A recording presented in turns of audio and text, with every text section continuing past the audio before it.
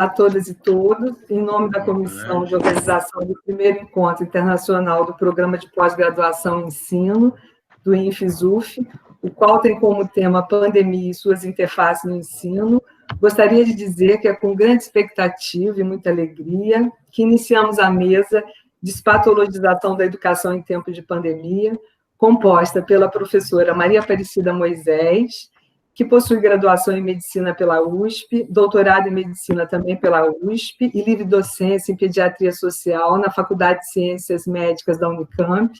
Atualmente é professora titular em Pediatria da Unicamp, é militante do Despatologiza, que é um movimento pela despatologização da vida.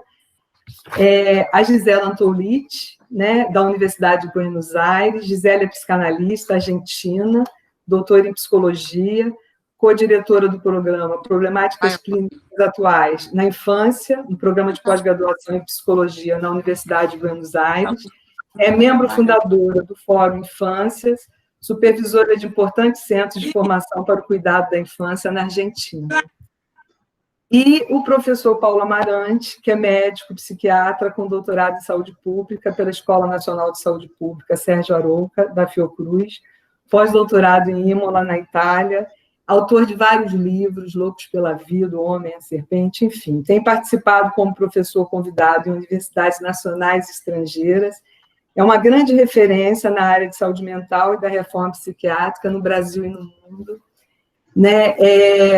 Então, gente, essa mesa ela tem como estabelecer um diálogo sobre a temática da inclusão e a criação de doenças em crianças e adolescentes, que é atravessada por interesses mercadológicos das indústrias farmacêuticas nesse contexto neoliberal que vivemos, na qual eu, Maria Gorete Andrade Rodrigues, que sou pesquisadora da área, né, líder do grupo de pesquisa Educação e Saúde da UF, né, da base do Diretório de Dados do CNPq.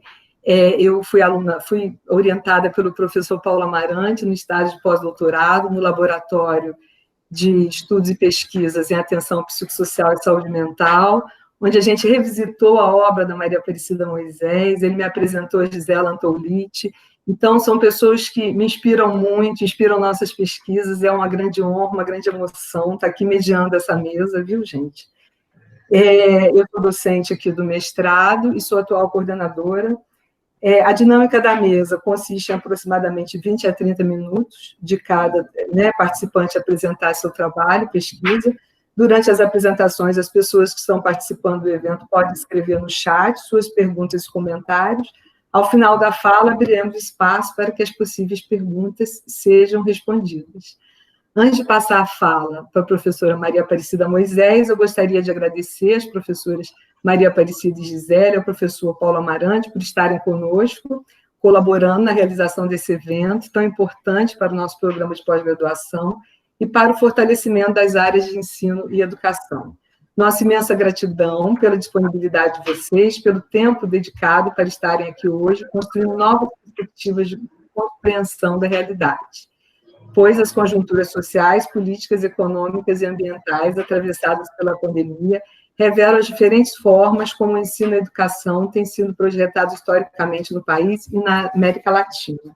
Para confrontar essa realidade, espero que os diálogos que vamos construir nesse encontro possam representar um alento à nossa esperança em sentido à transformação e luta por dias melhores. Dito isso, desejo a todos e a todas um excelente encontro. Por favor, Maria Aparecida, passo a palavra para você.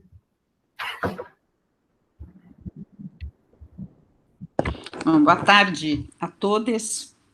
É uma honra estar aqui com todos vocês e estar compartilhando essa mesa com Gisela e Paulo. É sempre um prazer muito grande, uma honra.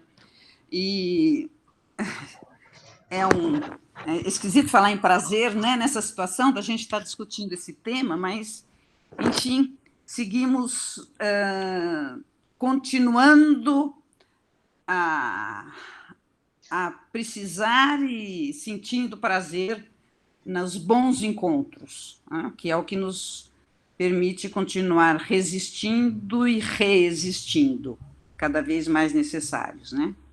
Bem, falar em pandemia no Brasil sempre é algo aterrador, né?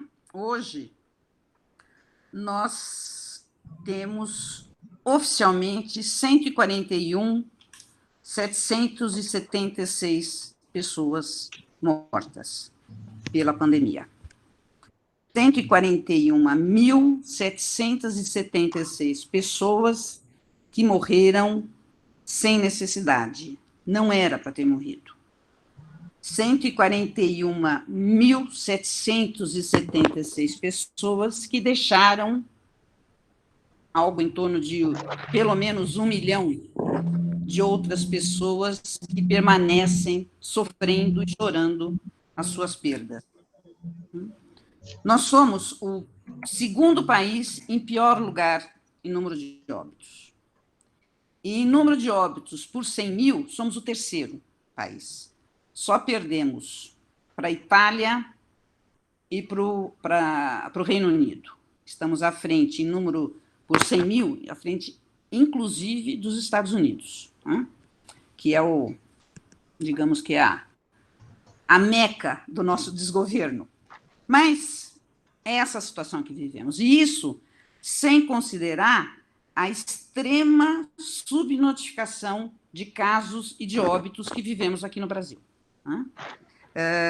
A estimativa é que temos que multiplicar todos esses números por, no mínimo, 7. Então, podemos falar que já estamos próximos de 1 milhão de mortos no Brasil. 1 milhão de pessoas mortas. Tá? Além disso, nós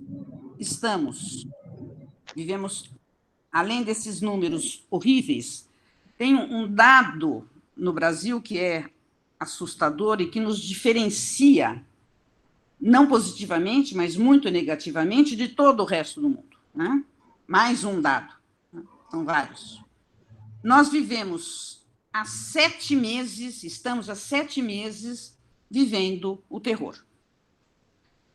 Nós estamos há 5 meses no que eles chamam de um nível estável do número de óbitos. O estável, que me apavora essa expressão, porque eu sinto claramente que falar em estabilidade no número de óbitos dá uma certa tranquilidade para as pessoas de que estamos resolvendo. Não, é estável num platô altíssimo, de em torno de 1.000 mortos por dia. Nenhum país no mundo, nenhuma região vive isso há tanto tempo. Nenhum povo viveu essa situação. Nós não temos nenhum parâmetro para nos apoiar, para nos orientar, né? Nós vivemos uma situação e um contexto que não tem nem mesmo como descrever, né? São 7 meses de pandemia. Alguns países voltaram a ter subidas, mas nenhum lugar no mundo viveu o que estamos vivendo.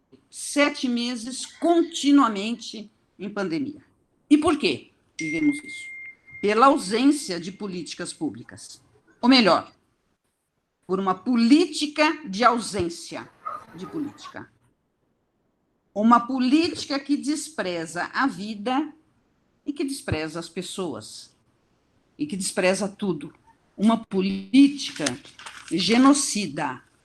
Temos que falar sim, estamos vivendo em um país submetido a uma política genocida.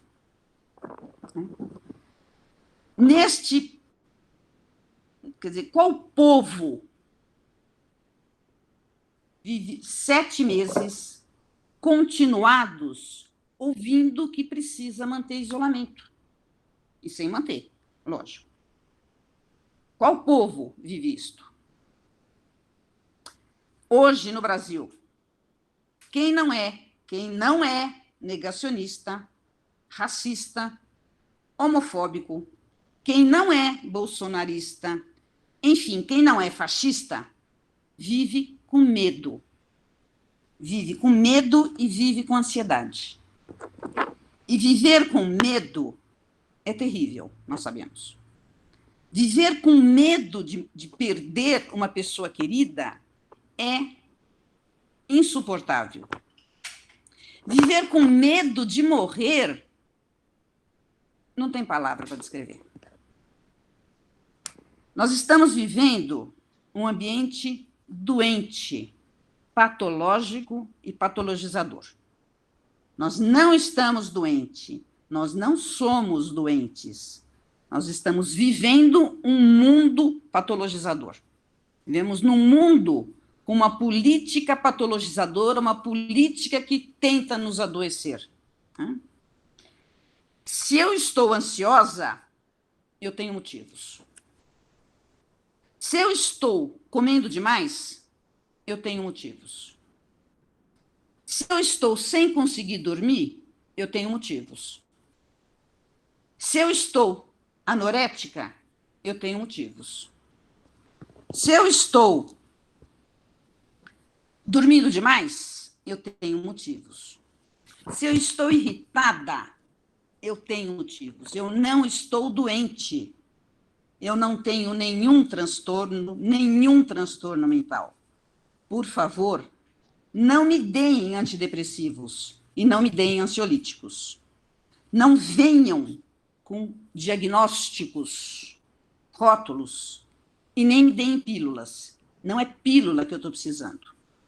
Eu não estou doente. Eu estou de luto. Estamos de luto. Luto pelo genocídio de milhares de negros, de pobres, de índios, de mulheres. Luto pelo assassinato das florestas e das águas. Luto pela destruição do SUS. Luto pela destruição da política de saúde mental. Eu estou de luto pela destruição da educação, de todas as políticas conquistadas. Eu estou de luto pela destruição de direitos. Eu estou de luto pela destruição da economia, dos empregos. Estamos de luto pela destruição da vida. Eu estou de luto, nós estamos de luto pela destruição da democracia. Eu não estou doente, eu estou de luto.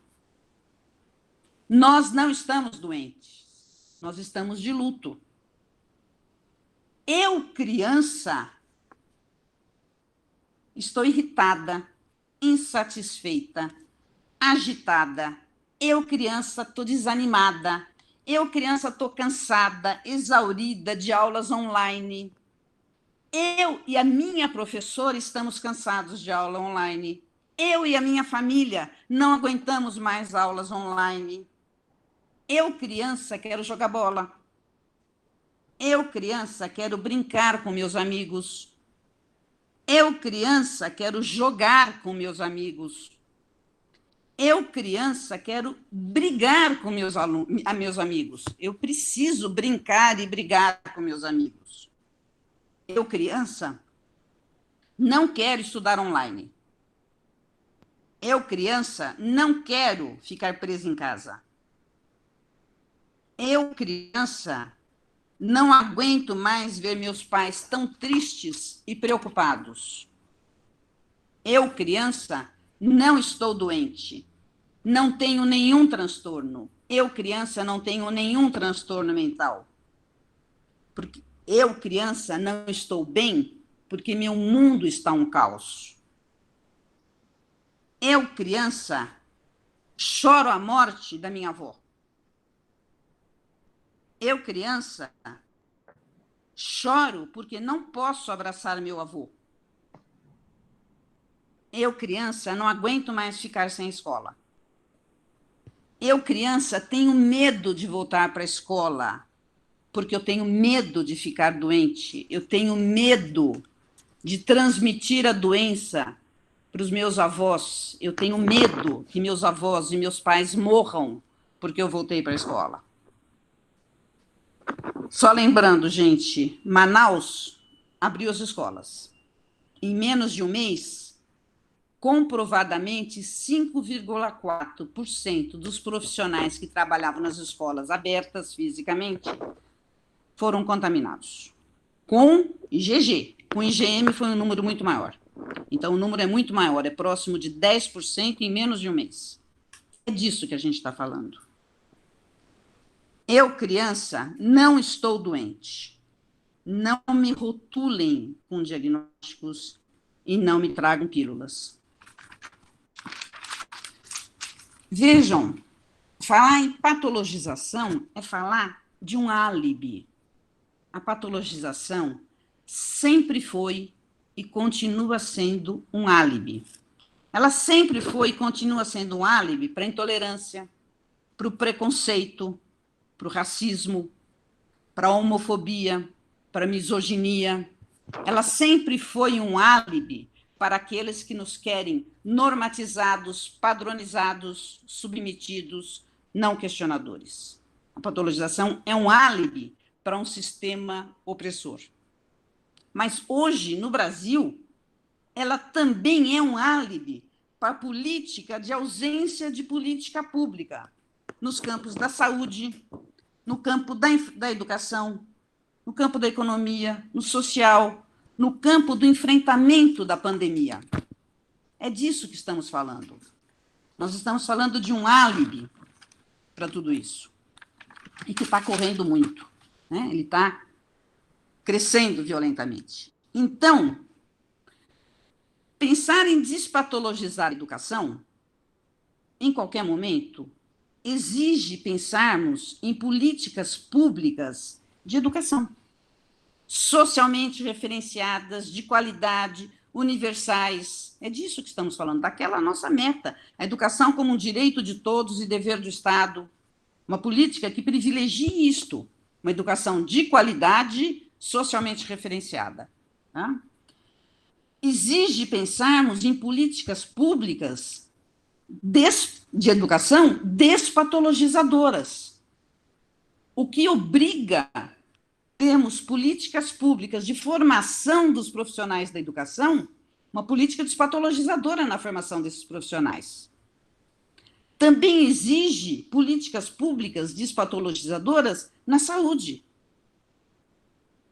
E também na formação dos profissionais de saúde. Quer dizer, pensar em despatologização como algo maior é o que temos que pensar.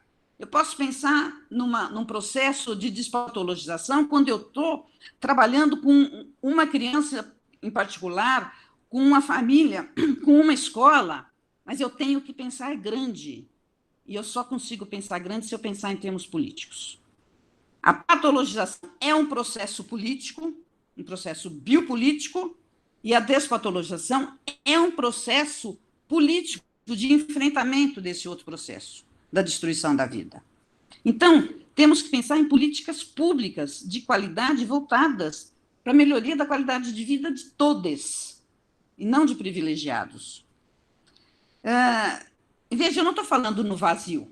Né? A gente tem uma experiência de muita coisa que já construímos neste Brasil. Na Unicamp, tem uma experiência bastante grande no campo no departamento de pediatria, numa formação despatologizadora de pediatras, com um resultado bastante razoável. Isso existe em outras faculdades de medicina. Tem experiências muito grandes no campo da educação, seja no campo de formação de professores.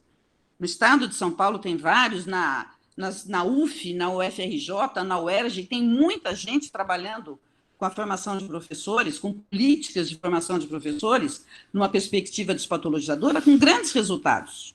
Vinham trabalhando fazendo isso.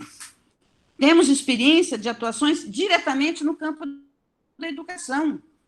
Temos dados que mostram que já tínhamos avançado nisso. E vejam, eu estou falando de um processo. Quando eu falo assim, pensar em despatologizar exige pensar em políticas públicas de qualidade, despatologizadoras, eu diria que eu estou falando em o 13º trabalho de Hércules, né? Que deveria ser o primeiro, o mais importante dele. Mas isto é um desafio enorme numa sociedade fundada em direitos e na democracia. Nós já estivemos já vivemos nesse chão democrático, há muito pouco tempo. A gente lembra.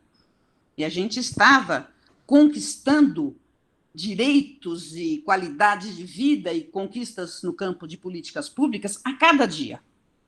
E, mesmo assim, a gente sabe que neste campo democrático, neste chão democrático em que a gente vivia até 5 anos atrás, a gente sabe como já era difícil pensar em políticas públicas despatologizadoras. Mas a gente avançava. É muito difícil.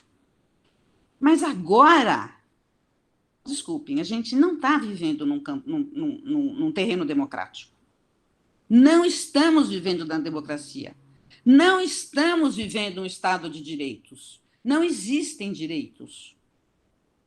É disso que a gente tem que pensar. E aí, agora, tudo nos parece quase impossível. São tantos os horrores, tanta destruição, tanto que a gente fica até muitas vezes sem fôlego de pensar, não, peraí, a despatologização não é o mais importante. Não é assim. Porque todas as lutas são uma luta só. São diferentes facetas de um mesmo prisma. Se eu falei que eu só posso pensar numa luta pela construção de uma sociedade menos patologizada, se eu articulo isso com políticas públicas, eu só posso pensar em políticas públicas se eu pensar também em políticas despatologizadoras. Nós temos que perceber que a luta pela Amazônia, pelo Pantanal, agora pela Mata Atlântica, é a mesma luta, integra a mesma luta na periferia contra a invasão da polícia. É a mesma luta por uma política genocida que prega que não se use máscara. É uma luta só. Né? Então, acho que temos um desafio imenso, que é de enfrentar o fascismo que nos assola. Um fascismo que está instalado. Temos que assumir, vivemos sob um regime fascista. E temos que enfrentar isso. E temos que enfrentar lutando pela construção e implementação de políticas públicas de qualidade, socialmente referenciadas, democráticas, universais, despatologizadoras. Políticas voltadas para a melhoria da qualidade de vida de todos. Trata-se da gente lembrar o que tínhamos e tentar retomar aquele caminho que estávamos traçando. Trata-se da gente lembrar das nossas conquistas e voltar a lutar por elas. É um desafio gigantesco, sem dúvida, eu sei. Mas acho que o desafio maior é conseguirmos nos unirmos todos, e não compactuamos com negacionismos e genocídios com um objetivo primordial, que é restaurar a democracia, os direitos e restaurar a vida. Eu quero encerrar dizendo que, cada dia mais, a cada instante, eu me inspiro no Ailton Krenak e no Davi Kopenawa. Acho que a gente precisa aprender muito com eles. E acho que muitos de vocês, se não todos, conhecem um livro do Davi Kopenawa. Davi Kopenawa é um xamã Yanomami. Tem um livro intitulado A Queda do Céu. E nesse livro, ele fala muito da concepção de mundo, de criação do mundo, de divindades, de ser humano, de todas as vidas viventes, de todos os seres viventes. E uma das coisas que ele nos conta é que o céu já caiu. Já caiu uma vez. E ele alerta, se ele já caiu uma vez, ele vai cair de novo. Por que eu estou falando isso? Porque eu acho que isso me inspira, porque Nós já fizemos tudo isso, nós já conquistamos tudo, já lutamos contra uma ditadura militar. Já conquistamos a democracia, já conquistamos direitos, conquistamos muitas políticas públicas, avançamos muito no campo da educação e da saúde. Avançamos. Nós já fizemos. Nós soubemos fazer. E se nós soubemos fazer, nós sabemos fazer. E nós faremos. É isso que eu queria dizer. Nós faremos. Nós estamos reexistindo e reinventando as formas de luta. Mas nós faremos porque nós sabemos fazer. Obrigada a todos. E para não esquecer, fora Bolsonaro. Nossa, a gente que agradece muito, né? Uma fala forte, impactante, enfim, uma força muito grande que chega, né? Bem, eu vou passar a fala para a Gisela, tá? E depois a gente vai abrir geral, vamos comentar, tá? Muito forte a fala da Maria Aparecida, a gente se emociona. E agora vou colocar a apresentação, tá, Gisela?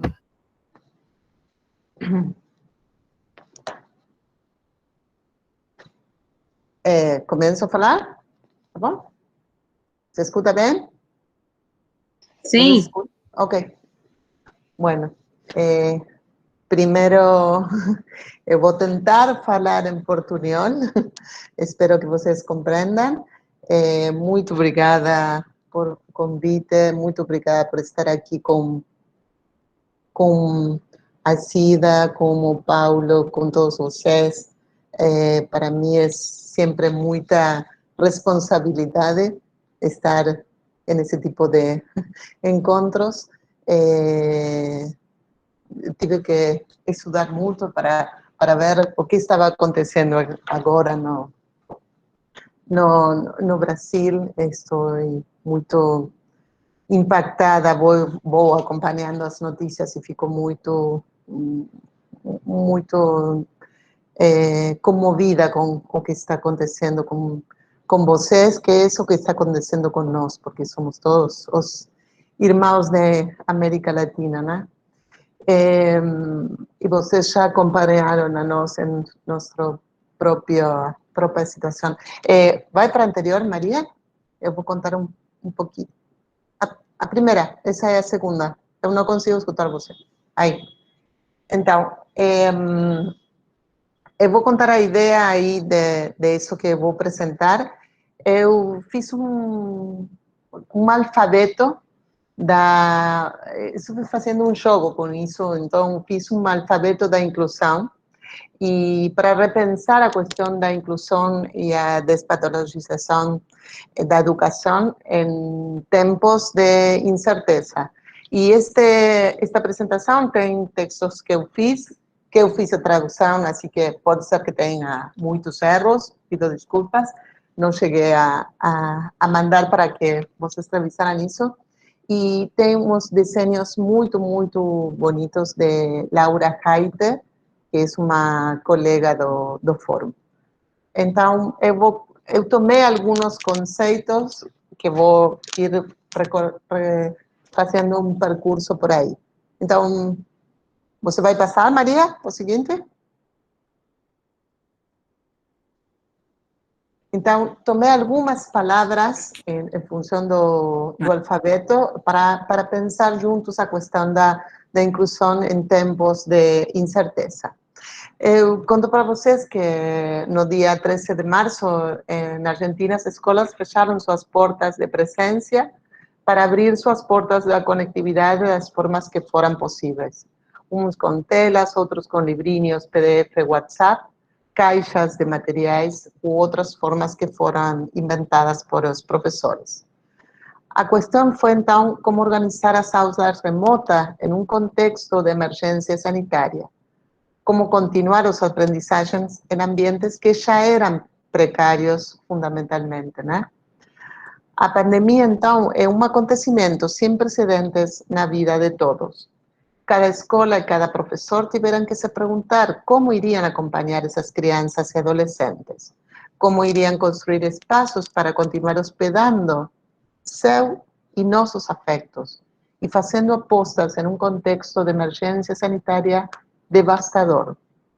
Nós pensamos então o Covid como acontecimento que nos convoca a reler o mundo, para repensar a vida e as nossas lutas, como falou a doutora Maria Aparecida, né? Seguinte. Então, temos que pensar isso num contexto de biopoder e biopolítica, não? Segundo Foucault, o biopoder é o direito de fazer, viver e deixar morrer. A biopolítica é compreendida como o poder que organiza as políticas da vida. São táticas que regulam que corpos devem viver e quais podem ser descartáveis. Para mim foi difícil pensar esta fala porque eu tinha que pensar a realidade da Argentina, que é diferente da realidade atual do Brasil, e eu queria pensar junto com vocês a situação do Brasil, não? E coincido com a apresentação da doutora Maria Aparecida em função da como a biopolítica atravessa a vida e nessa situação do Brasil uma política genocida, né? Então, eu queria convidar vocês a produzir uma inquietação e não nos acostumarmos com a morte, que não atinge a todos de maneira igual, e precisamos ir na direção de uma ética que aposte na luta pela vida. Seguinte. Estamos passando por um contexto muito complexo, em que temos que explicar para as crianças e para nós mesmos o que é esse coronavírus que veio mudar nossas vidas e nossas formas de vínculo, de ensinar e aprender. Para isso, temos que repensar nossas possibilidades e confiar fundamentalmente em trabalho coletivo. Precisamos instalar um conceito como central, o cuidado, e é muito mais difícil quando não tem da cima as políticas de cuidado, não? Refletir como construímos uma pedagogia do cuidado que passa necessariamente pelo cuidado como política, como ética, como rede de cuidado em que cuidamos de nós e dos outros, como um empenho muito forte por parte dos professores, especialmente para sustentar isso. Por outro lado, esse tempo tão diferente se coloca como necessário questionar e contrariar a inclusão como se propõe hoje, que é colocar em tensão o conceito que temos de normalidade, como uma construção histórico, político, econômica e social. Questionar as classificações diagnósticas pelas quais passam as vidas de nossos alunos. Em outras palavras, nos perguntamos que lugar damos à diversidade. Precisamos construir uma conversa aberta, plural, coletiva, entre professores, diretores, alunos e adultos acompanhantes, para construir novas formas de convivência. Seguinte. Sabemos que, embora a propagação do vírus atinja democraticamente indivíduos e populações, ele encontra na desigualdade social as condições ideais para abater populações historicamente menos favorecidas.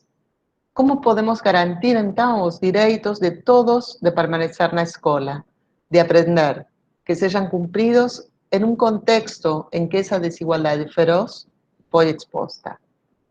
Nessa situação foi revelada a enorme divisória digital que permeia nossos países, que provoca uma desigualdade de oportunidades educacionais entre quem tem mais e quem tem menos. A exclusão foi mostrada em sua fase mais dura.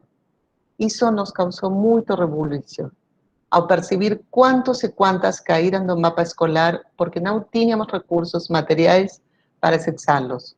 No entanto, muitos professores inventaram vários recursos para tornar possível a continuidade pedagógica. Nessa época, muitas coisas foram modificadas.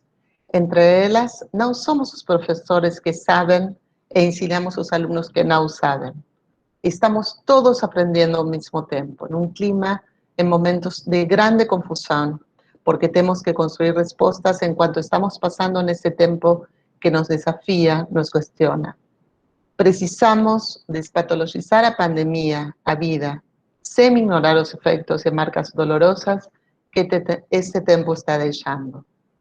Os profissionais da saúde e da educação estão comprometidos com o desejo de nos encontrar como outro, num contexto enorme, desafio para quem trabalha com os mais vulneráveis, fazendo lugar das diferenças, construindo na diversidade, estar disponíveis uns para os outros. Precisamos levar em consideração a dimensão ético e política, refletir acerca dos efeitos da pandemia nos diversos sujeitos que coabitam o mundo contemporâneo, a dimensão ética da responsabilidade para com cada sujeito e para com a construção de um mundo comum. Devemos nos questionar sobre como produzir encontros genuínos entre escolas, professores, alunos e suas famílias, especialmente os mais vulneráveis. No momento em que se trata de educar no contexto de uma emergência sanitária, que é diferente de ensino à distância. Escolas virtuais em cantilha, em PDF, no WhatsApp, na televisão, na rádio ou na porteria da fazenda, que demandam muito esforço dos professores, alunos, adultos que apoiam para poder acompanhar o aprendizagem. Temos que criar equilíbrios transitórios que se constroem no encontro entre vários, como uma equipe, principalmente quando se trata de alunos que precisam de andaimes de apoio. Para quem isso é possível, ficar em casa continua a ser a melhor alternativa de atendimento, mas sabemos que muitas famílias não têm casa para ficar. Precisamos promover encontros com as famílias para saber como elas estão, como estão passando esse tempo, para construir algo diferente daquele futuro que tínhamos planejado. Precisamos nos abrir para percorrer caminhos que não estão determinados, mas que nos comprometem. Na escola aprendemos muito mais do que o necessário para sobreviver. A escola deveria ser aquele lugar onde podamos sonhar com um futuro diferente. Fazer a inclusão é acolher e criar condições para que a experiência de aprender juntos seja possível. Nos perguntamos quem ganha quando a política se torna necropolítica. Temos que garantir o cuidado de todos, principalmente dos mais vulneráveis, para que a morte não triunfe sobre a vida. Habitar a inclusão é politizar, é questionar, é ir fazendo a inclusão que é fazer a escola, pois entendemos que a escola é inclusiva ou não é escola. Pensamos então que incluir não é apenas deixar entrar, é gerar as estratégias e promover encontros que permitam verdadeiramente o convívio. É verdade que vamos percorrendo o caminho à medida que caminhamos, mas isso não pode estar sujeito à boa vontade de um professor ou de um diretor. É preciso que sejam políticas de Estado que perdurem e vão além da vontade de cada um. É no entrelaçamento de todos que isso será possível.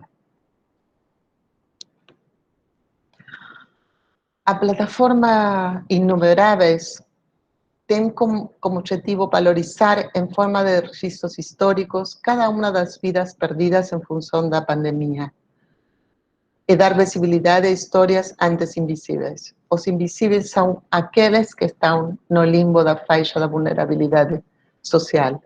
Mostra a inequidade do sistema de acesso à saúde e educação de qualidade. Muitos dos nossos alunos ficaram mais a céu aberto do que nunca. Por isso, teremos que ir procurá-los, convidá-los a estarem presentes, porque nos preocupamos com cada um deles e elas, com as suas histórias, as suas dores, os seus medos. Precisamos inventar estratégias como o que existe e o que não, para que todos se incluam em um tempo de incertezas, em um trabalho interdisciplinar que muitas vezes terá que ser indisciplinado, para gerar intervenções subjetivantes. Em muitas situações, a escola se tornou sua versão de tarefas, trabalhos, sem espaço para encontros, risos, jogos, Precisamos repensar os espaços para continuar jogando juntos, territórios em jogo, do jogo. No brincar, crianças constituem sua subjetividade, transformam o que viviam passivamente em ativos, se transformam. Quando as crianças brincam, elas têm a possibilidade de criar, de aprender de novas maneiras. Karaoke pode abrir a porta para o riso compartilhado. Precisamos criar espaços divertidos para que a diversidade aconteça, para que cada estudante e cada adulto valorizem o que tem de melhor e se conectem de um lugar prazeroso. Como construir, então, laços com outras pessoas em momentos em que é mais cuidadoso manter distância dos outros? Não temos que confundir distância espacial com distância afetiva. Neste tempo de crise, precisamos mais do que nunca ensinar a nossas crianças que as conquistas são compartilhadas, que temos que trabalhar juntos para que todos estemos alojados na comunidade. Vivenciamos hoje uma pandemia que exige o uso de máscaras para proteção e que, ao mesmo tempo, tira nossas máscaras. É necessário arrancar as máscaras que impedem que nossos olhos vejam o que ven sendo cronicamente atualizado. As desigualdades, as exclusões, a ausência de políticas públicas, a necropolítica, a produção de sujeitos infames e de vidas não passíveis de luto. Muitas aulas acontecem com seus alunos muteados.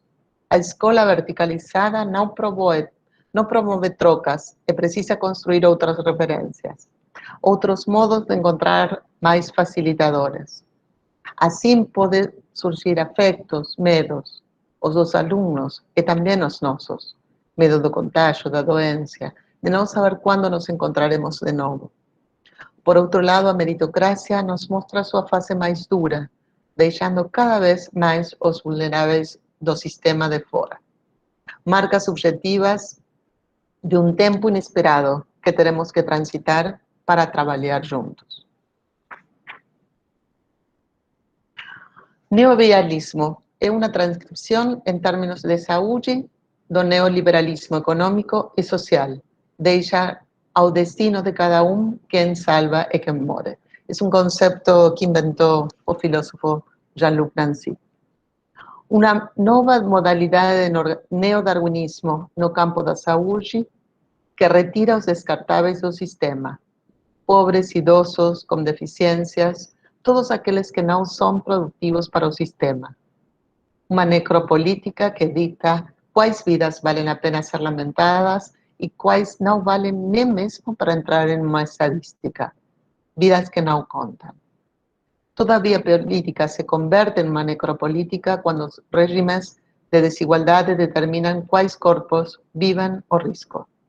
Pensar a necropolítica é pensar sobre como o Estado exerce poder político e social, administrando a vida e a morte de grupos marginalizados, promovendo assim mais opressores sobre os já vulnerabilizados. O contexto contemporâneo cronifica a precariedade da vida. Krenak diz: tomara que não voltemos à normalidade, pois se voltarmos é porque não vale nada a morte de milhares de pessoas no mundo inteiro. Tem muita gente falando, não, de voltar à normalidade.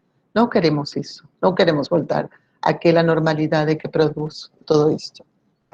Vamos a continuar olhando o mundo desde a normalidade que deixa milhões fora?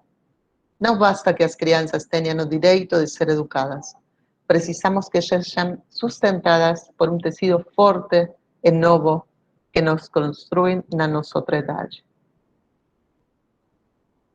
Nesta época estranha, talvez seja possível oferecer oportunidades de encontros únicos, oferecer escuta, oferecer tempo, oferecer uma empatia radical, oferecer olhares sensíveis para os excluídos, que é oferecer olhares para todos nós.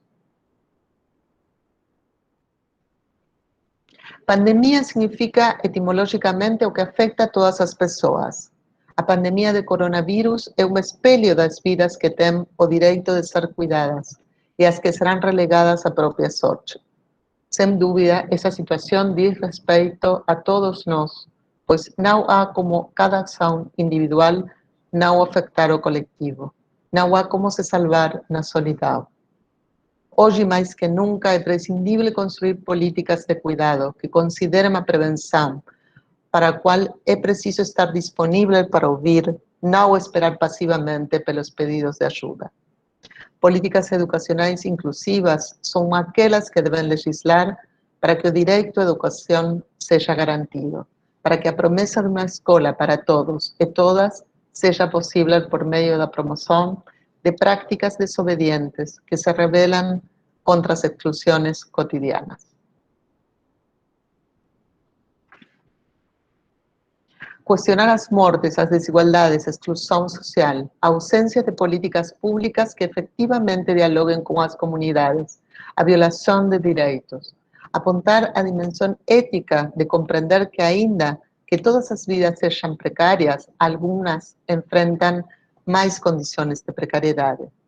Não podemos ser cúmplices de uma sociedade que considera a possibilidade de se perguntar por quais vidas iremos a lutar. Quem conta como humano? A quem afirmamos o direito a ser incluído? Quais são as vidas que importa proteger? É um entrelaçamento político e social que todos nós podemos nos sustentar.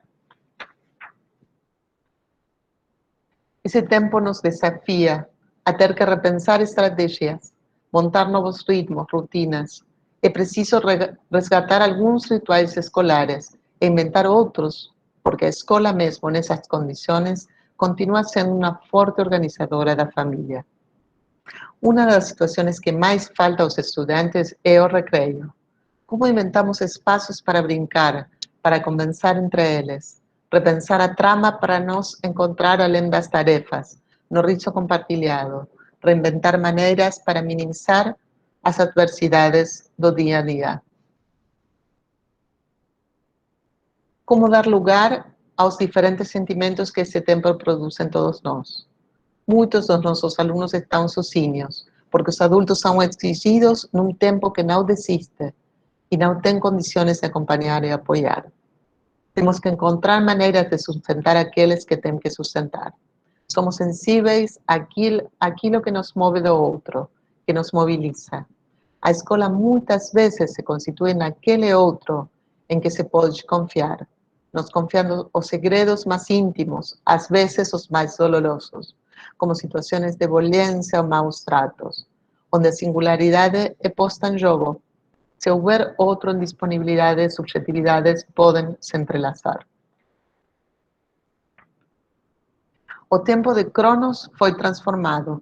Perdemos as referências e temos que construir novas temporalidades e construir outras territorialidades. Aprendemos que a escola não é um edifício, que a escola é um conceito, uma aposta que se entrelaça entre muitos que aí estão diariamente a construir com todos os meios. A tela é atualmente um espaço no qual as crianças e adolescentes passam suas vidas, mas não devemos ignorar que este é um privilégio apenas para alguns que têm acesso a elas. Vivemos em um tempo de transformações. A cada passo, novos desafios aparecem. As trajetórias se reconstruem no trecho que precisamos percorrer. Cada estudiante é único, cada menino ou menina precisa de um projeto único, singular e irrepetível para hospedá-los. Sei que pode parecer utópico, mas a utopia nos permite sonhar com mundos que ampliem os possíveis. No início de tudo isso, nos perguntamos se vínculos educacionais ou clínicos poderiam ser criados ou sustentados na virtualidade. Alguns professores conseguiram dar lugar às vozes de seus alunos, levar em consideração suas vivências, dar espaço para perguntar como eles estão passando, como podem acompanhá-los, mostrar a eles que suas vidas são importantes para nós. Actualmente é imprescindível afirmar que para que todos os estudiantes tenham o direito de aprender e os professores garantam os meios para ensinar, o acesso a redes Wi-Fi deveria ser garantido a todos e todas, o que possibilita a conectividade como condição básica para que todos os alunos e alumnas possam ser incluídos no projeto educacional que são realizados através do WhatsApp Aprender. Estamos vivendo um momento de experiências inéditas em que nossas existências e as de nossos estudantes se transformam.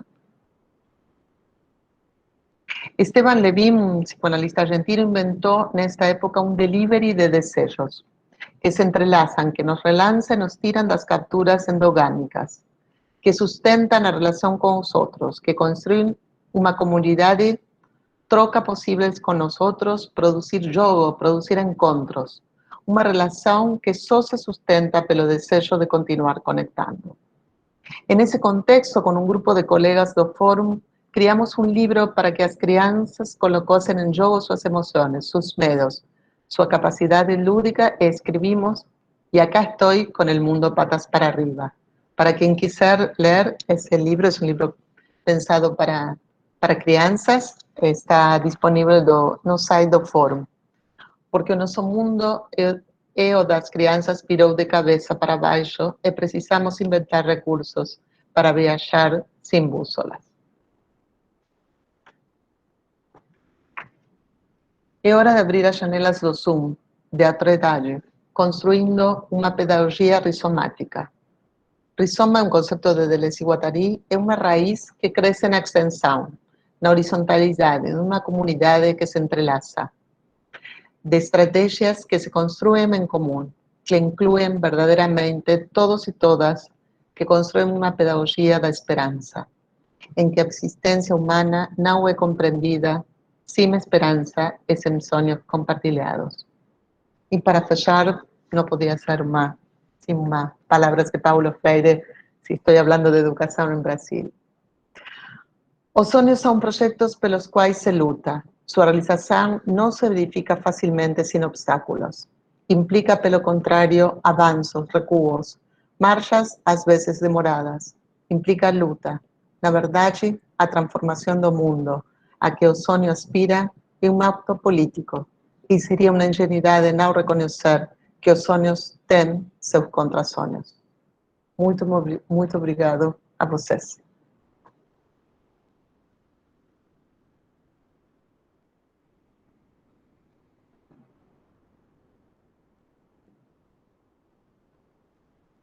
Olha, muito emocionante, Gisela, muito obrigada. Né? Muito linda emocionante fala, mesmo. muito texto. Belíssima, maravilhosa fala, que se seguiu a da Maria Aparecida. Agora nós vamos ouvir o professor Paulo Amarante, para depois eu vou fazer uns comentários finais e a gente vai abrir, tá certo? Por favor, Paulo. Bem, boa tarde. Boa tarde, Gorete. Boa tarde, Cida. Cecília, que eu vi agora há pouquinho aí. Boa tarde. Gisela, a todos que estão participando, para mim é uma satisfação enorme também.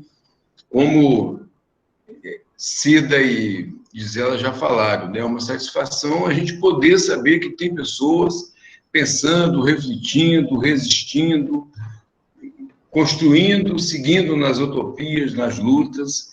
Isso é fundamental nesse momento tão crítico que estamos vivendo. De fato, vou começar assim com tentando chegar até o tema que me foi proposto, né? Mas observando o que todo mundo já viu, já falou, mas só para contextualizar a minha discussão, como que a pandemia da Covid nos declarou, não produziu, nos declarou uma enorme crise. Uma crise política, uma crise ética, uma crise civilizatória, uma crise ecológica, uma crise subjetiva, uma crise epistemológica, uma crise colonizadora, né, que denunciou os processos de colonização como nunca nós havíamos discutido, pensado. Uma crise que afeta em vários ângulos as nossas vidas. Então, por esse motivo, e foi falado pelas duas colegas que me antecederam, o potencial, né, a possibilidade dessa crise dessa pandemia servir como analisador, né, em que a gente consiga, a partir daí, repensar toda a nossa sociedade, os nossos princípios, as nossas relações, tanto no âmbito mais geral, planetário, no âmbito da relação com a natureza, com a Pachamama, né? E é muito interessante ver quantos autores, quantos intelectuais de comunidades originárias, indígenas, têm aparecido, né, do Sul, autores que ficaram marginalizados, né, por suas etnias, por sua raça, né, como se utilizou dizer, por sua sexualidade, por outras tantas situações de repressão, de opressão, de ausência de escuta que estão aparecendo, porque estão contribuindo para que possamos pensar as dimensões amplas dessa crise, né? Então, fundamentalmente, essa crise nos leva, nós, no campo da saúde mental, a uma discussão muito ampla. Claro que não vai dar para poder desenvolver aqui, mas que é uma crise despatologizante, né, que nos leva para uma luta despatologizante, desmedicalizante, despsiquiatrizante, despsicanalizante, despsicologizante, desmercantilizante, né, desinstitucionalizante, desmanicomializante, né, descolonializante. Quantas questões nós temos agora que desconstruir e reinventar, inventar outras formas de relação que não sejam relações de opressão, relações de dominação, né? E no campo da saúde mental, da psiquiatria, eu como psiquiatra, assim como também Cida, que é médica, né, há muitos anos viemos falando da psiquiatrização, da medicalização, né? E que, inclusive, a Cida e a Cecília muito oportunamente passaram a chamar atenção para a despatologização, que é amplo, porque eu, como médico, vejo muitas pessoas considerarem que o que patologiza é a medicina, por causa do termo medicalização, leva a ideia que é só a medicina, não entendendo que todos os saberes afins é a produção, é a apropriação da vida pela ciência, como verdade, como capacidade única de explicar, de sentir, de representar a vida, que se outorga a verdade, a última palavra, ou de medicamento. Então, é muito comum também eu ver em textos, em teses, em artigos, que eu estou sempre analisando, avaliando, está em revista, como editor, como revisor, que a ideia de medicalização fica restrita a medicamento. Não é? Então, se nós formos tanto retomar Foucault, quanto Zola, quanto Ivan Illich, Roberto Castel, vemos que a medicalização é um conceito amplo, que significa esta apropriação da vida pelos saberes científicos, médicos e afins. Então, essa crise ela é muito maior. Por esse motivo, eu insisto permanentemente, né? Eu dizia muito assim, Basaglia, que foi há 2 semanas atrás, completaram 40 anos da morte de Basaglia, né? Que eu pude conhecer, para minha vida ser totalmente transformada quando eu conheci pessoalmente o Basaglia, depois a Franca Basaglia, né? E eu falo sempre que agora a Fundação Franco Basaglia passou a chamar Fundação Franca e Franco Basaglia, que a Franca também, por uma questão da sociedade machista, patriarcal, etc., sempre reconheceu o Franco. A Franca foi parceira na política, na vida cotidiana, nos textos, a maior parte dos textos e livros são de coautoria dela, e acabou que ela, eleita senadora, conseguiu regulamentar a Lei Basaglia, que ficou quase 20 anos sem regulamentação. E o Basaglia dizia sempre que nós não conseguimos e não conseguiremos nunca dar conta desse fenômeno que a psiquiatria chamou primeiro de alienação, depois chamou de doença e agora chama de transtorno. E alienação foi um conceito usado por Pinel, que foi logo depois derrubado, porque tinha uma característica muito mais, ou claramente, de juízo moral, ético, estético, né? O estar alienado, estar fora de si, foi combatido, a psiquiatria passou a adotar o termo doença, e depois também muito criticado por vários autores, inclusive psiquiatras importantes, o próprio Basaglia, Lenk, Cooper, Esterson, Thomas Hais e tantos outros ainda hoje, e passou a utilizar esse conceito de transtorno, que significa o quê? Exatamente nada. Significa o mesmo que significava alienação. Por isso, é muito comum a gente ouvir falar o portador de transtorno mental, que é uma forma absolutamente exótica, esquisita, esdrúxula, de se referir à pessoa que teria o transtorno. Mas para não falar o transtornado mental. E se você for falar, como falou, o alienado mental, o doente mental, falar o transtornado, você vai colocar às vistas o caráter de julgamento moral, a ideia que tanto a Cida quanto a Gisela já questionaram, da normalidade, né? O que é a normalidade? Então, o que é o transtorno? É um distúrbio da norma, é um distúrbio da forma, né? Do torno, que é um conceito de forma. Os americanos, os ingleses, usam desordem, que é um distúrbio da ordem. Qual é a ordem? A ordem é estabelecida pelo poder, pela hegemonia, pelos interesses, pelo mercado, pelo capacitismo, né? Pelo desempenho, que o conceito, inclusive, de medicalização, às vezes não dá conta, que não é só patologizar a vida, né? A vida, o sofrimento, a experiência humana, mas é também tentar otimizar a vida.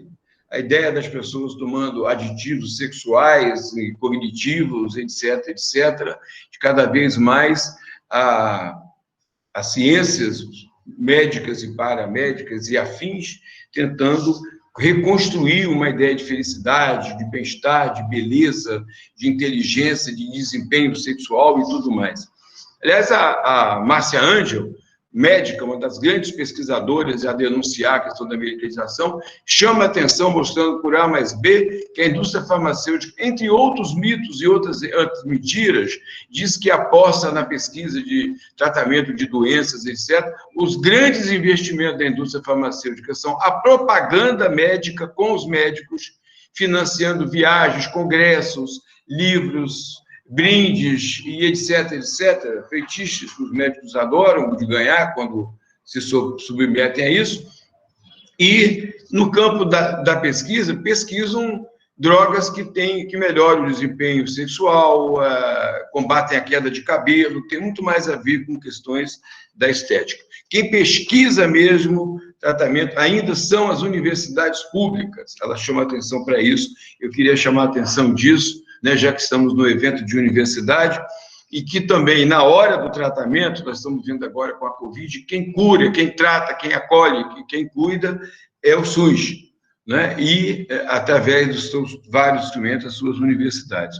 Então, a primeira questão, desculpe, eu falo demais, a Gorete me chama a atenção aí, é essa de colocar em discussão o conceito de transtorno, de doença, né? Afinal de contas, o transtorno acaba sendo uma forma, um eufemismo para nomear a doença. E, aliás, na classificação internacional, a CID, de doenças, ainda se chama Classificação Internacional das Doenças. Né? Essa ideia, embora o chamado de transtorno, e transtorno não é definido, ou seja, não tem um significado epistemológico, é frágil no sentido epistemológico. Por outro lado, eu queria problematizar também, né, dentro dessa teoria do transtorno, a teoria do distúrbio bioquímico, o transtorno químico, né, que a medicina, a psiquiatria não conseguiu demonstrar. Ela manipula informações para tentar mostrar que o problema da depressão é o problema de recaptação da serotonina, na esquizofrenia, e por aí afora, mas não tem marcador químico para isso, não conseguiu demonstrar na prática nenhum exemplo real de que haja uma causalidade. E agora é curioso como a psiquiatria clássica, tradicional, ligada ao mercado, ligada à indústria de equipamentos e de medicamentos, ela fica tentando comprovar que tem aumentado a depressão e os transtornos mentais na pandemia. Qual a teoria possível para explicar isso? É o estresse, é a tensão, é a mudança de hábitos, a mudança de práticas sociais, de relações. Mas, olha, e o distúrbio neuroquímico, né? O distúrbio químico, o desequilíbrio químico, onde está? Então, a única explicação é que seriam pessoas, ou seja, a grande maioria da humanidade é predisposta por fator hereditário ao transtorno. Aí, numa ocasião, no fator desencadeante, né, como esse da epidemia, apareceria. Mas é um elemento também absolutamente frágil. Né? Eu tenho visto pesquisas dizendo que tem aumentado o transtorno mental na pandemia, pesquisas altamente suspeitas, tanto nós que trabalhamos em universidade, sabemos que desenhar uma pesquisa, submetê-la ao comitê de ética, porque no Brasil não se faz pesquisa com seres humanos sem passar ao comitê de ética. Passar essa pesquisa, pegar os resultados, analisar, já tinha pesquisa em março, primeiro mês da pandemia, ou em abril, dizendo que os transtornos mentais haviam aumentado significativamente. Ora, como? Por pesquisas improvisadas por telefone, claro que agora o telefone, mas de uma maneira que, como você aborda uma pessoa para fazer uma declaração, inclusive, com sentimento livre, esclarecido, e você pergunta a ela se ela está ansiosa. Estou muito ansioso também.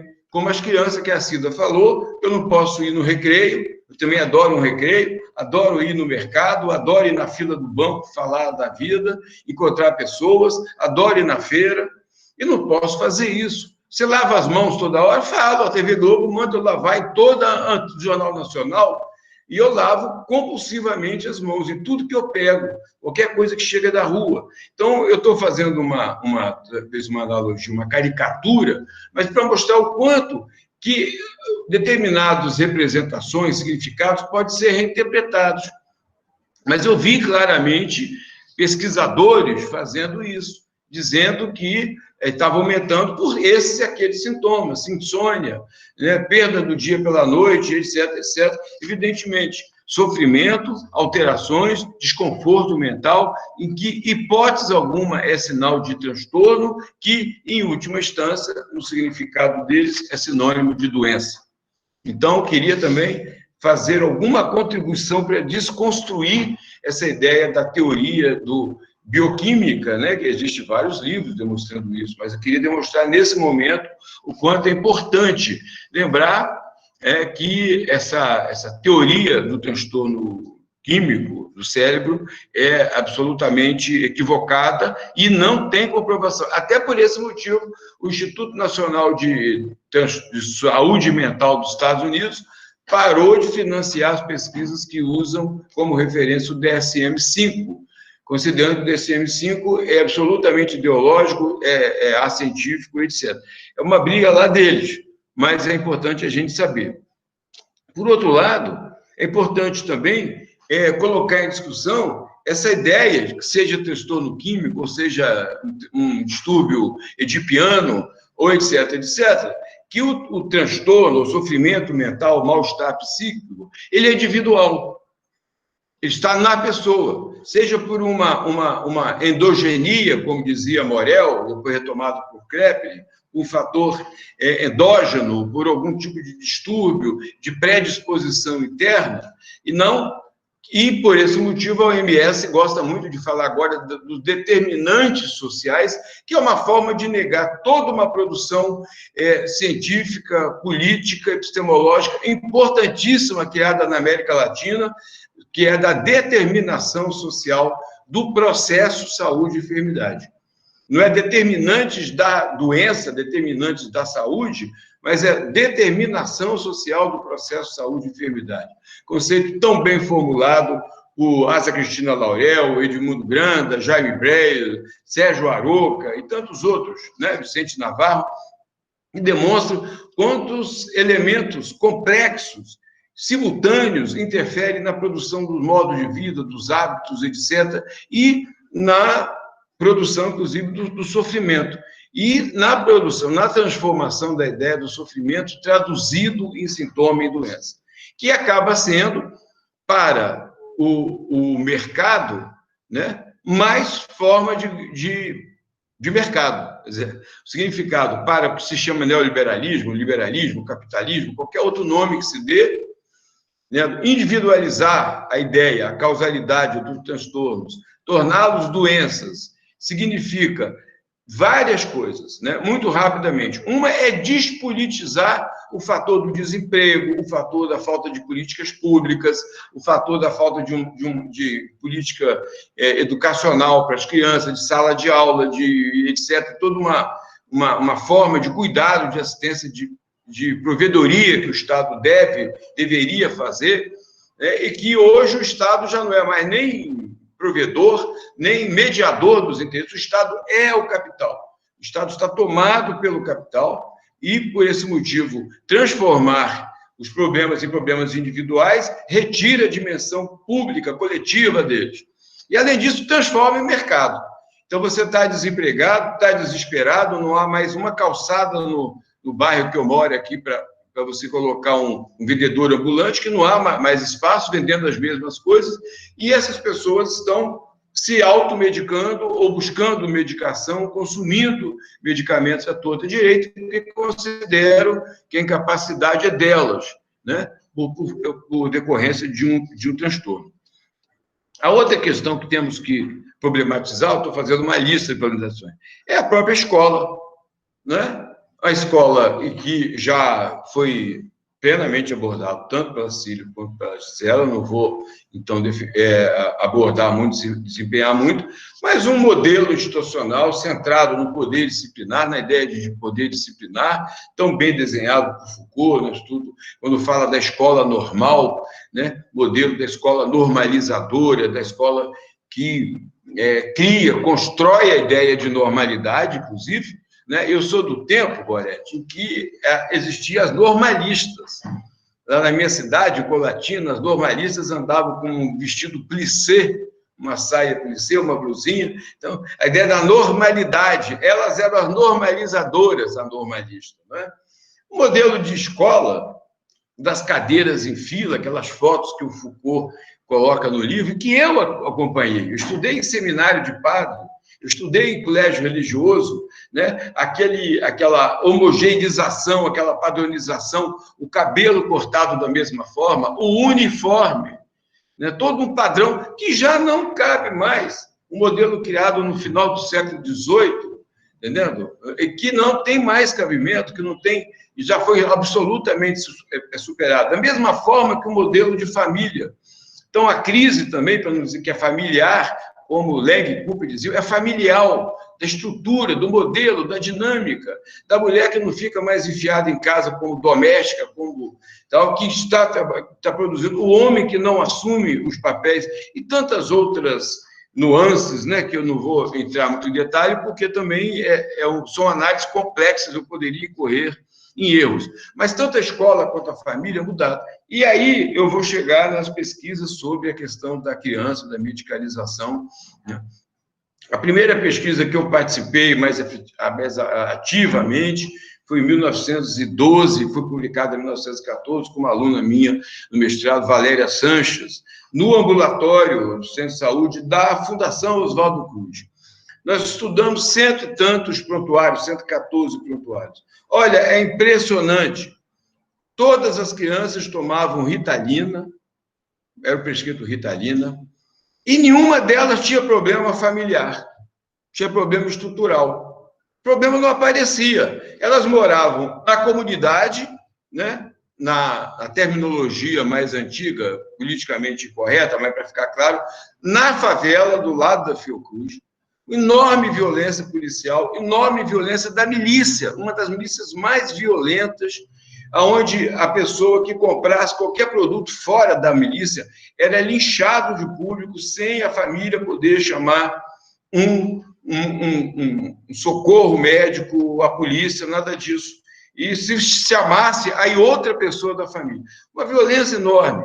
Crianças que tinham história de abuso sexual claríssimo, pelos traficantes, pela milícia, inclusive que eram comercializados por familiares. Não aparecia, ninguém tinha problema, problema é que a criança era desatenta, o problema é que a criança não aprendia, tanto a família negava a sua situação social, negava essa determinação como um todo, como a escola. Então, a escola mandava já as crianças com diagnóstico, transtorno, déficit de atenção, etc, etc. Então, isso foi chocante para a gente. Você constatar a ausência de uma história de vida, de uma anamnese, de uma história familiar, que pudesse compreender aquela situação e encaminhar, uma negação completa, e, por outro lado, então, a negação do serviço de saúde, que encaminhava desse mesmo jeito, né? Isso foi muito... Isso desencadeou dentro da própria Fiocruz algumas pesquisas depois, e uma outra pesquisa, né, que nós publicamos, inclusive, muito recentemente, agora, esse ano, um artigo com a Mariana Rangel, a Tatiana Vargas, o primeiro, sobre a pedagogização da psiquiatria ou psiquiatrização da pedagogia. A gente faz essa discussão, demonstrando como que a escola, os agentes da medicalização, então, para a gente não ter... Eu não estou defendendo a medicina, em hipótese alguma, mas estou tentando, pelo contrário, mostrar que, além da medicina, existem outros saberes, outras práticas. O papel da mídia é fundamental. Robert Whittaker, aquele livro da psiquiatria sob influência e corrupção institucional, Anatomia de uma Epidemia, o Amar Sanji, demonstram o quanto que a mídia ela é financiada para ampliar o poder dos medicamentos, para convencer os familiares. Quando a mãe chega, às vezes, na própria professora, ela já sabe o que ela quer, já sabe qual é o diagnóstico, ela já sabe, porque no programa lá da televisão já falou, já deu a dica, uma mãe já foi lá, né, e já influenciou, já fez, etc, etc. Então, existe todo um conjunto de procedimentos... desculpe. Eu falei que a pesquisa foi publicada em 1914, eu não estava vivo, não. É mentira minha, tá? Foi 2012. Quer ver?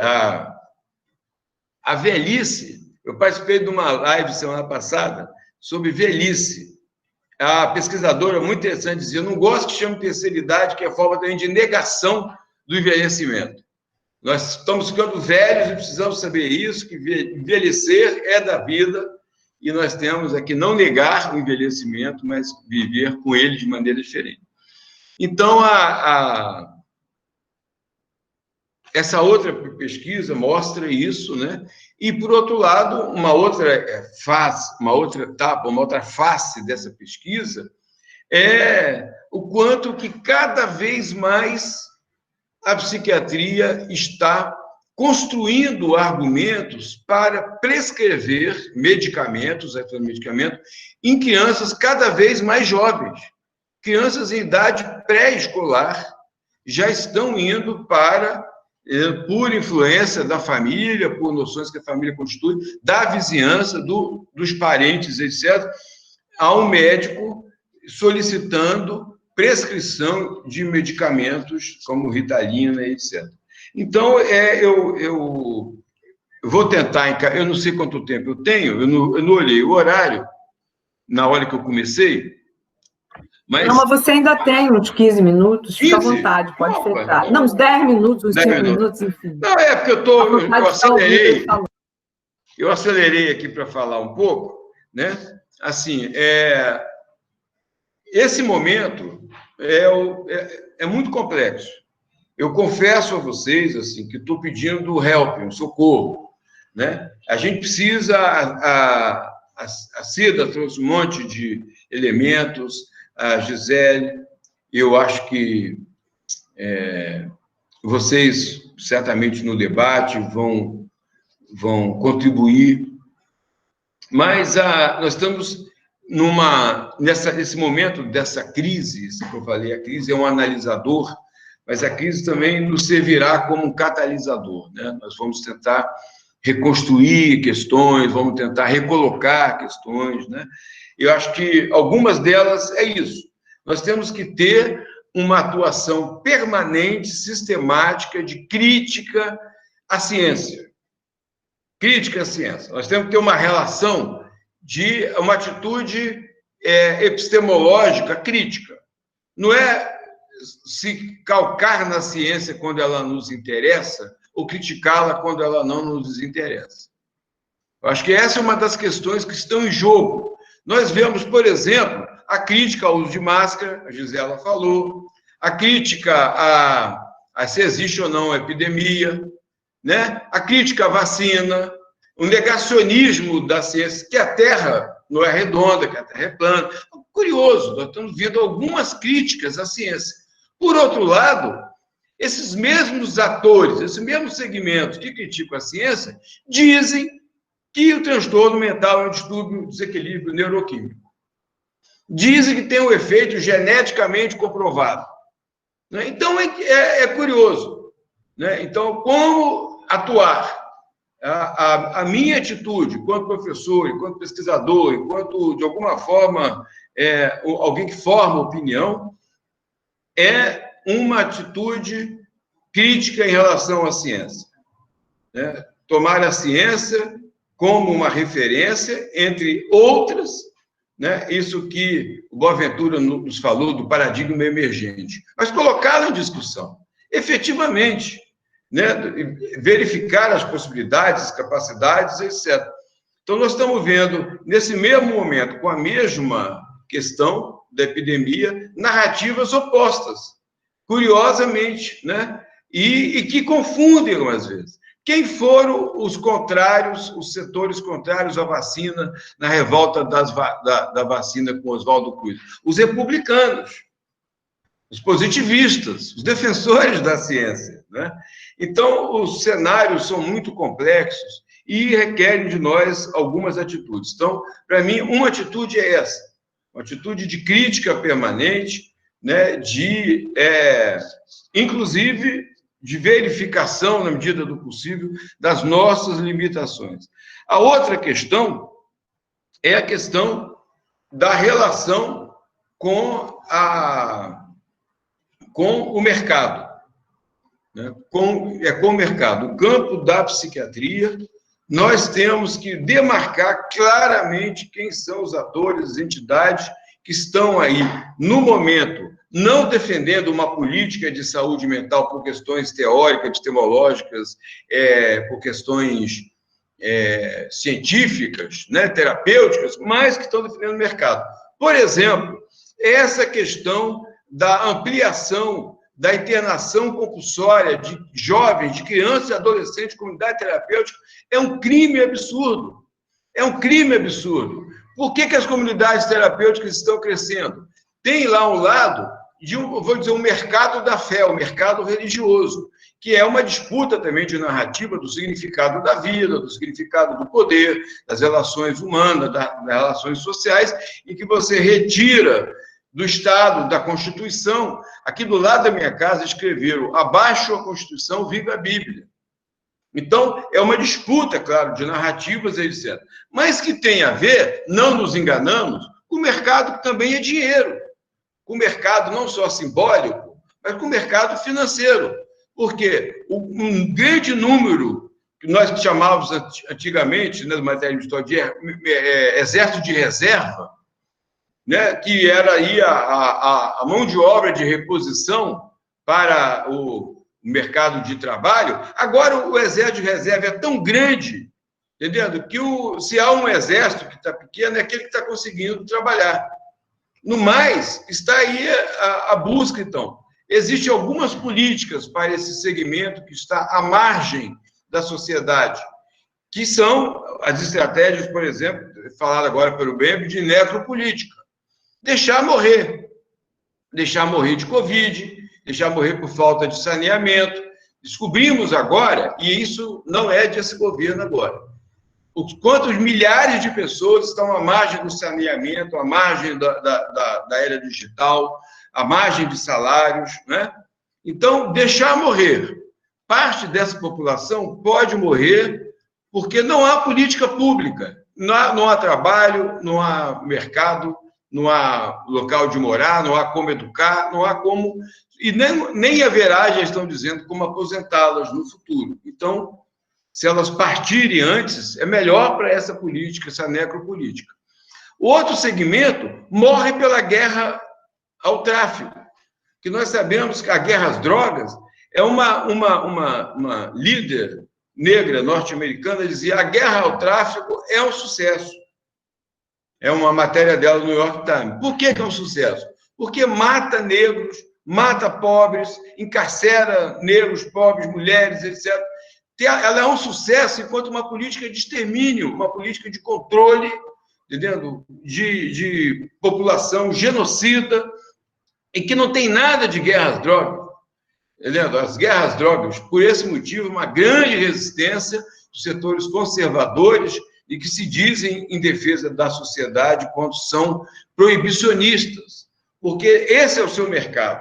O mercado, para uns, é o tráfico em si, né? Nós já vimos helicópteros com drogas, etc., de políticos, e o mercado é essa gama de interesses que tem por aí. E, inclusive, agora, então, encerrando um pouco essa linha, as próprias comunidades.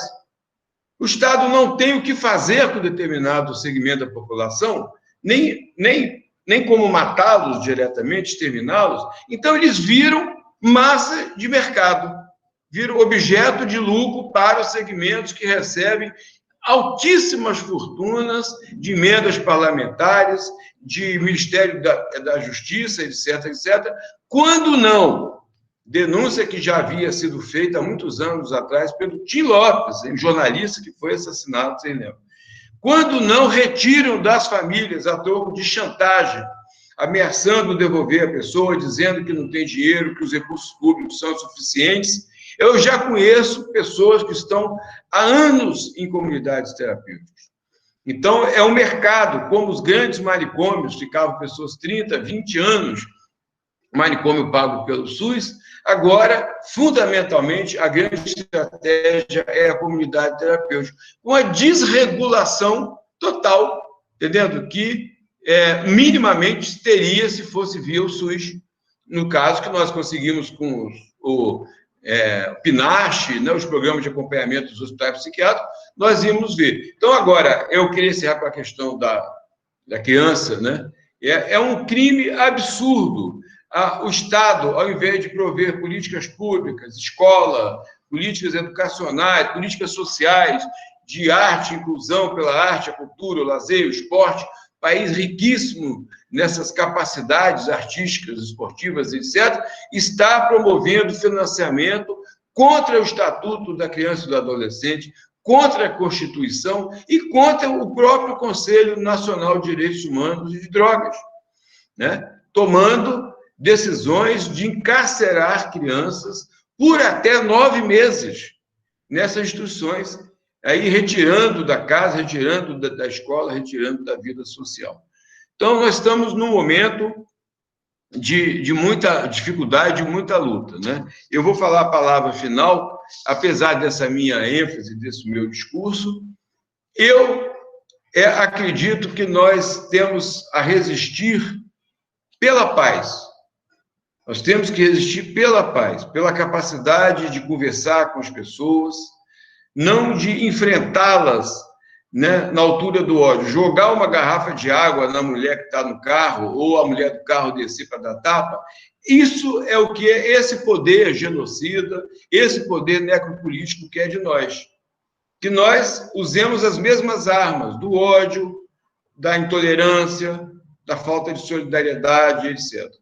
Eu acho que nós temos uma história, temos uma luta pela democracia pacífica, né, de respeito à diversidade, de respeito à alteridade, de respeito à diferença, e é por esse caminho que nós devemos tentar, né, resistir, continuar resistindo. Muito obrigado, Gorete. Obrigado. Nossa, obrigada, dizemos nós, né? Com essa fala sua, última final, que veio coroar essas 3 falas tão potentes, né? Que nos convidam a resistir, a romper com esses liames aí de normalidade que a gente tem na cabeça. Bom lembrar que a patologização não vem só da medicina, A patologização vem da psicologização, das inúmeras tecnologias que são criadas para capturar, né, essa infância, né, essa doença chamada infância, né, esse movimento tão necropolítico, esse movimento do nosso contexto atual, das indústrias farmacológicas, que nos dão tanta ênfase em tantos diagnósticos, e a escola ela acaba tomando para si, muitas vezes, o encaminhamento, né, dessa criança que até então não tinha nada, aí ela chega no colégio, começam a vê-la sobre vários prismas de normalidade, e muitas das vezes o primeiro encaminhamento vai através da escola, que fala, olha, você tem que levar essa criança, porque muitas das vezes o psiquiatra ou o neurologista fala, olha, esse remédio vai ajudá-la a aprender. Então, vocês trouxeram falas para ajudar a gente a desconstruir isso. Nós, no lugar de formadores na universidade, a gente tem uma responsabilidade política, né, de desmedicalização nesse momento, de trazer questões que são da ordem do humano, está todo mundo passando por coisas na vida agora, não tem que ser patologizado o que a gente está vivendo. Tem uma questão que chegou agora, né? Uma questão, uma pessoa que disse que trabalha como psicóloga e que, embora entenda o lobby das indústrias farmacêuticas, que está vindo muita fala, que ela está vendo muito professor com depressão, com ansiedade, com estresse. Então, eu queria que vocês falassem um pouco disso, né? Queria que vocês trouxessem mais questões, mas queria que, a partir dessa primeira pergunta, isso de olhar para esse corpo para além da biologia, né? Para além de um corpo biológico, existe um processo de subjetividade, né? Existe essa pessoa que sofre, que tem uma dimensão subjetiva e que uma escuta faz toda a diferença. Então, não tem que olhar ela como tendo uma doença e pensando em medicá-la, né? Queria que vocês falassem um pouco disso, dessa onda, né, patologizante também com os profissionais de educação, essa recorrência à medicação, né? Queria que algum de vocês, se puder falar, Gisela, Maria Aparecida, Paulo.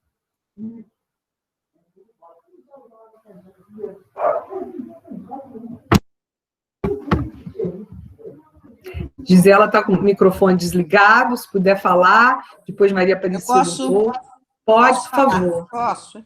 Não, eu acho que é bem... é uma situação que a gente está vivendo. Eu acho que um ponto que a gente sempre discute, sempre fala, quando está discutindo o processo de patologização, é que nós não negamos a existência de sofrimentos. Estamos todos sofrendo. Estamos todos ansiosos, estamos todos de luto, estamos tristes, né? O que não precisa tomar cuidado é porque tem uma tendência, veja, se antes dessa pandemia, antes já não existia pessoa triste, só tinha depressivo, você não tinha o direito de ficar triste, que já te colocavam que você estava deprimido. Você ia num velório, a viúva estava chorando, né? Ainda com o marido ali, e rapidamente tinha alguém que lhe dava um antidepressivo ou um ansiolítico, né? Quer dizer, é um processo de patologização que invade todos os campos da nossa vida. E agora, na pandemia, isso realmente está muito pior, porque estamos todos afetados, mas é aquilo que eu disse no começo, não porque estamos doentes, não porque estamos transtornados, estamos sofrendo os efeitos de um vírus terrível, e de um fascista terrível, juntado. Quer dizer, no Brasil, o vírus está amplificado, porque estamos vivendo um desgoverno genocida, fascista. Então, estamos todos ansiosos, com medo, estamos tristes. Tem dia que você acorda melhor, tem dia que você acorda pior. Acho que para professores está terrível, sim, porque, veja, fazer uma live, como estamos fazendo aqui, é muito mais cansativo e exaustivo do que fazer presencialmente. Uhum. Assistir é muito mais. Eu não estou mais aguentando assistir, eu estou evitando, porque é muito cansativo. Agora, você imagina a situação de professores tendo que fazer isso o tempo todo, sem saber, sem estar preparado, sem dominar a tecnologia. Quer dizer, vamos dar o tempo a eles? Né? A última live de Espatologiza foi, o título era Pandemia, atrasos na aprendizagem e no desenvolvimento de crianças, pandemia, tempos de atraso na linguagem e no desenvolvimento, ou tempos de dar um tempo? Eu acho que é isso. A gente precisa ter o direito de dar um tempo. Precisamos nos dar um tempo para a gente aguentar. Está muito difícil. Então, os professores estão sofrendo? Sem dúvida, elas estão sofrendo, muito. Agora, dar um antidepressivo não vai resolver. Botar um carimbo, um rótulo de depressão, não vai resolver. Não é essa a situação. Só que isso é o processo de patologização, que já estava imenso e agora está muito mais ampliado. E eu estou passando a palavra porque os meus 2 amigos já levantaram a mão. Dá para escutar? Sim?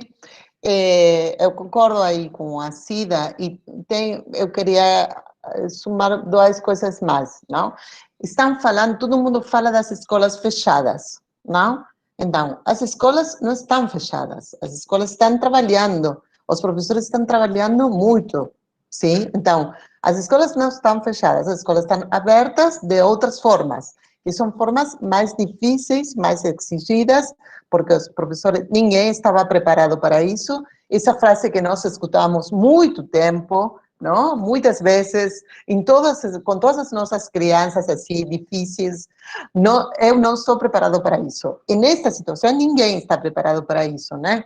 Então, eu acho 2 coisas. Isso que falei, as escolas não estão fechadas, estão abertas de forma diferente, e os professores estão muito sozinhos. Então, eu acho que não tem que dar, não é questão de pílulas, é questão de trabalho coletivo. Se eles ficam em solidão, é pior passar isto. Então, temos que ver a diferença entre distanciamento geográfico do que afetivo, do que trabalho coletivo, trabalho em rede. Creio que hoje, mais que nunca, o que precisamos é todo mundo pensando junto, né? Todo mundo fazendo junto, porque esse tipo de desgovernos, o que faz é que todo mundo fique sozinho, pensando que tem que salvar só. Então, acho que a situação principal é essa, não? Pensar juntos, fazer encontros, como fazer o holding dos professores para que eles possam sustentar a seus estudantes e fazer laços, não? Não pílulas. Não precisa mais pílulas nem carimbo, né? Gorete, Paulo. então, eu, a partir dessas 2 falas, já da Cida, eu já tinha pensado, e da pergunta, eu acho que uma coisa interessante que eu fiquei pensando agora, para a maior parte dos nossos ouvintes, nossos espectadores, são psicólogos, né? Uma coisa importante que a Cida... Pedagogo, estudante de pedagogia. Pedagogos também, pedagogia, psicólogo, pedagogo, profissionais, psiquiatras, assim, né? Porque muitas vezes eu vi um dia um debate, uma psicóloga dizendo, pô, mas não há transtorno mental, né? Você está desconstruindo, dizendo, então, isso que a Cida falou. Há sofrimento. O sofrimento pode ser terrível, pode ser insuportável. Um luto por perda de alguém, um sofrimento enorme, não é? E outros lutos, um desemprego, uma situação, uma separação, né? Há muito. E existem outros que nós não conseguimos encontrar uma causa imediata ali, né? E muitas das vezes a psiquiatria... Então, esses seriam os verdadeiros quadros de depressão, etc. Nós não sabemos, não temos teoria realmente para isso. Sabemos que as pessoas sofrem.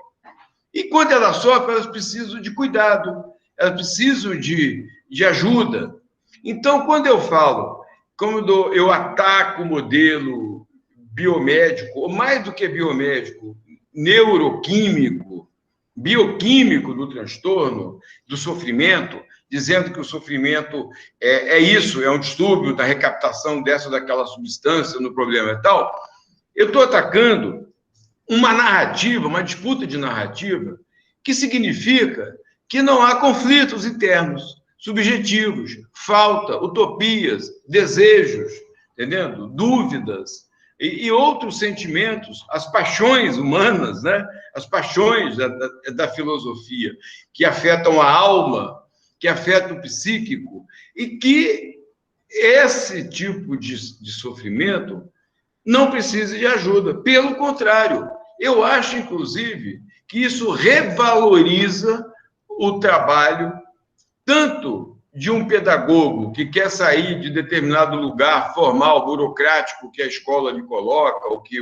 a instituição lhe coloca, quanto de um psicólogo, de um psicanalista e de um médico, que sente o seu papel de uma pessoa que pode ser um interlocutor, alguém que ajuda a sentir, a problematizar, a localizar, fundamentalmente a psicologia, a psicanálise e a psiquiatria, quando eu fiz, que também era de base humanista, filosófica, existencialista, era isso, é ajudar a pessoa a superar a crise, ou viver, elaborar a crise, etc, etc. A luta contra essa narrativa reducionista, mecanicista, ela diz respeito a uma narrativa que tenta anular todas as outras dimensões do humano, dizer que a única salvação é aquele comprimido. Isso tem a ver com o mercado, com a hegemonia, com etc, etc. Só para encerrar, eu queria lembrar, o Ivan Kish, um dos maiores pesquisadores sobre antidepressivos, antidepressão do mundo, não é um cara que falou, é um grande intelectual, um grande pesquisador, ele demonstrou que os tratamentos psicoterápicos, psicológicos, humanos de uma maneira geral, mesmo alternativos, como a gente fala, das PICs, né? As práticas aí alternativas, como massoterapia, meditação, yoga, todos os tratamentos têm relativamente o mesmo efeito que a droga, que a substância, o medicamento. Praticamente o mesmo efeito. Pesquisa de anos de segmento. Qual o resultado? Qual a conclusão? Que o mais importante não é a substância. O mais importante é o fato de estar sendo cuidado e de querer cuidar-se. O cuidado de si. Quando as pessoas decidem, eu vou parar de beber, eu vou parar de fumar, eu vou mudar minha vida, eu vou entrar no grupo de teatro, etc, etc. E, finalizando mesmo, com a vantagem de não ter os efeitos colaterais dos medicamentos e a dependência química, que a psiquiatria nega que os antidepressivos causem dependência, mas causam. Uma questão que eu quero contar para vocês, no Fórum Infâncias, nós estamos fazendo, do começo da pandemia, um espaço de conversas com professores. Então, eu acho que também nós somos responsáveis de propor questões justamente para a prevenção, não? Então, esses espaços de conversa que se fazem com professores, onde eles vêm a falar, a intercambiar, todos os professores da Argentina que participam deles falam de que eles ficam melhor, porque eles não estão sozinhos, agora eles estão acompanhados por outros professores e outros profissionais que vão pensando juntos, porque como ninguém tem respostas aqui, temos que construir juntos essas respostas, não? E tem também uma professora aí contou algo muito interessante, que ela deixa uma vez por semana um espaço para que todos os estudantes ensenem a ela alguma coisa, sim? Alguma coisa que fizeram, alguma coisa aí da tecnologia que ela não conhece, que compartam. Então, temos que trocar essa situação. Quando você começa a trocar a situação, você começa a transcorrer melhor. Mas tem situações de sofrimento que não dá para não pensar. Tudo como a Cida relatou a situação do Brasil, é de muito dor, é de muito sofrimento, mas a diferença é, você vai resolver isso com uma pílula? Não, você tem que resolver com uma democracia nas urnas, você tem que resolver com lutas sociais, você tem que resolver com seguir resistindo, e você tem que resolver com os outros, não pensando em solidão, não? Então, acho que por aí é um caminho para fazer. Isso aí, o caminho é exatamente criar espaços coletivos, espaços de escuta, né? A gente tem feito isso em projeto de extensão, onde a gente se dispõe a fazer uma roda de conversa no Google Meet, com gestores escolares aqui na cidade, e docentes, e isso tem, de fato, traz um alívio, esse compartilhar o momento, sair do lugar, né, de solidão, esse movimento de dar uma escuta, oferecer uma escuta, né? Levar em consideração que a pessoa tem uma subjetividade, não é só um corpo biológico que tem que ser medicalizado. Esses autores aqui em tela, que muito nos inspiram, nossas referências, eles nos ensinaram que onde vem o diagnóstico, onde vem essa questão da medicalização, vem esquecer causas sociais, vem esquecer esse momento que a gente está vivendo, muito trágico. E quando a macropolítica, né, está tão necropolítica, conforme a gente está vivendo, a gente tem que lembrar da força da micropolítica, da força dos nossos investimentos pessoais, de responsabilidade social da universidade, né, do nosso movimento de corpo, procurando esses coletivos, nesses espaços públicos. Foi ressaltado aqui o valor do SUS, o valor da universidade pública. A escola pública precisa ser revitalizada pela universidade pública, o SUS precisa ser revitalizado também pelo esse espaço de formação público, onde a gente traga para a discussão a necessidade da coparticipação, da intersetorialidade. Então, a gente teve aqui hoje, né, a oportunidade de beber dessas falas. Eu queria saber se alguém quer fazer alguma colocação, se quer trazer... ela está falando aqui do pesquisador, né, que traz, a Tereza Cristina está falando do nome do pesquisador, que traz o valor da... Professor, poderia repetir o nome do pesquisador? Deve ser esse pesquisador que traz o valor. Kirsch. Se puder escrever, Irving Kirsch. As conferências dele estão... Eu botei na minha página do YouTube, mesmo nome, Paulo Amarante Fiocruz, está lá as conferências dele, é um belíssimo trabalho. Você falou de encerrar, eu queria encerrar agradecendo você, dizer que eu sou um grande admirador, tudo que você faz é maravilhoso, e tenho sou seu fã. Obrigado, Gorete.